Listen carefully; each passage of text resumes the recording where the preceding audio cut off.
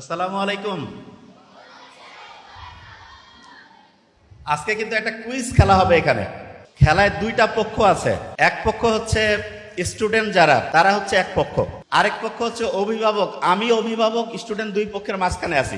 একদম শেষ থেকে শুরু করে এখানে প্রত্যেকে যারা আছি, একটা ইন্টারেস্টিং জিনিস আগে বলি।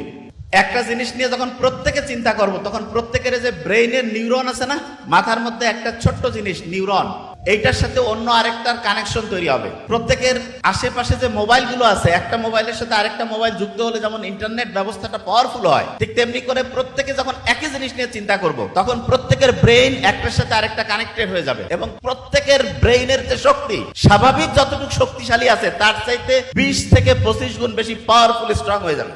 একটা প্রশ্ন করতে চাই আগে, দেখি যে কে বলতে পারে।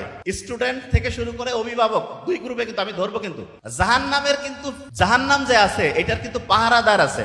কেউ